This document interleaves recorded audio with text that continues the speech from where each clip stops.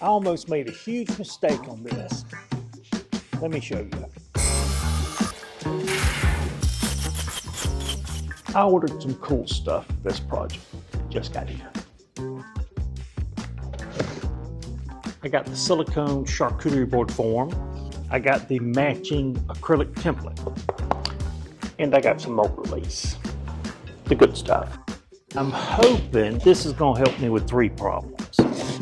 1, it's going to help me use up all that scrap wood I've got hanging out. 2, it's going to help me use up leftover epoxy. And 3, proof of concept.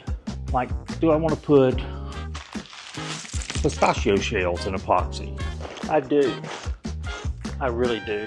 I'm going to use the silicone mold and the pattern that we got from Crafted Elements for the first time. We're going to make something really beautiful and unique. I'm going to give you tips, and I'm going to tell you do's and don'ts in this video, and see if you can catch my mistake before I do. And I'm going to find the perfect board for this project. I think I found what I was looking for. It is gorgeous. Let's trace out this template and do a rough cut on the bandsaw. We're going to trim as close as we can, and then we're going to tape on our template and pattern route it. Okay, time to put a little self-sticking tape. I don't know if y'all know this, but if you will cut your double-sided tape to a point like this, it makes it so much easier to get it started to pull off the back end. We're going to line up this bearing on our template right there. If this video helps you out or gives you an idea, check out the links in the video description. They're to the actual products that I used in this video, and it will help the channel grow. I'm glad that's over. Let me see if I can get this template off. Ooh.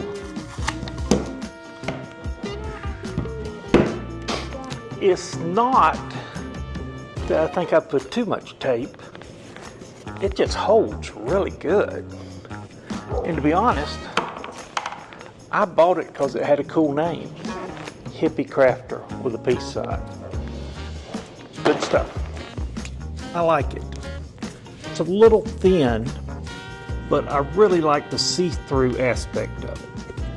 And we're a little rough in the workshop, so I think what I would do is this.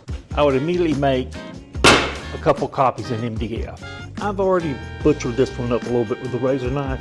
That's me.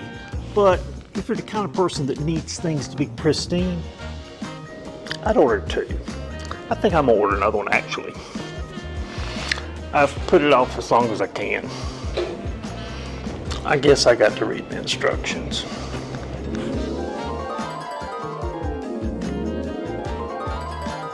That was an awful experience, but wash it before first use. Don't go crazy with the heat gun. Use one of the good mold releases and weight it down. That is done, done, and done. When I'm pouring epoxy, I have some tried and true colors that are safe, that I use a lot. But I try to do a sample board, add some new things in there, mix it up a little bit. And I make a very big mistake every time. I have a color that I want, that I know, but I ask other people's opinions. They never pick my color. They always pick some crazy color. So, I'm going with the black. But try to figure out which one everybody else picked and leave it in the comments. I could be wrong. I think we'll make sure it fits in the mold. So this is what we're going to do. We're going to go, and by cutting it in half like this with the wavy pattern, we've got 2 for 1. It is now pistachio shell time. And that means it's epoxy time. And you know what that means. Could be dangerous. I use super clear epoxy. It's a 2-to-1 mix, and it's very slow curing, which helps a lot, lets the bubbles rise up. Takes about 72 hours to completely cure. Kind of firms up after the first 24, but it works great for me. We need to put a bond coat, a seal coat, right here, and we're gonna let it get tacky. Mix up just a little bit of epoxy here. And this is just gonna help the epoxy bond, give it a mechanical connection. Okay, so we're gonna go ahead and get ready to mix up our epoxy. Let's put our piece in there. And one thing I've been struggling with is pour the epoxy, then do pistachios, or put them in there and then pour. I think I'm gonna put them in there first. Oh crap. I just almost screwed up awfully. Did y'all see what I did? I didn't put any mold release. Would have been a disaster. Here we go.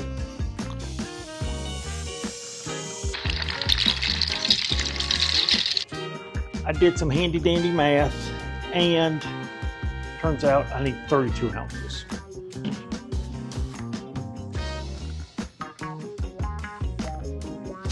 Gonna mix it up with a little black.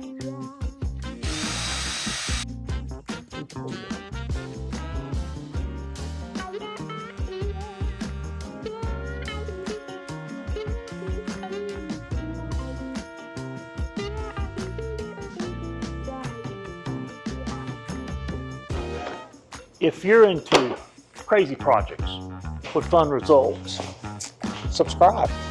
And even better, leave me some comments, then subscribe. 72 hours seems like forever, but it's cured.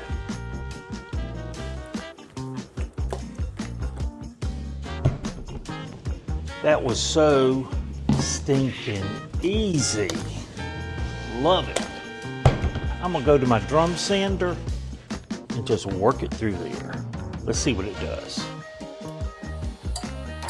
It's gonna take a while, but it's very safe. There's the back. There's the front. Okay, so that's as far as I'm gonna go on the drum sander. And you can see we got some areas there that the epoxy didn't get to. So we're gonna clean those up.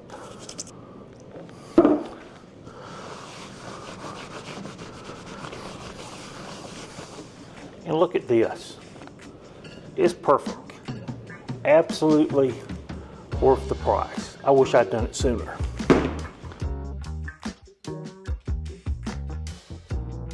When I talk about proof of concept, what I'm talking about is it's much easier for me to perfect the technique on this before I move on to a whole table. Is everything gonna always turn out great? No. You're gonna have some duds. But if you try the funky stuff, the unique things, you're gonna have a blast.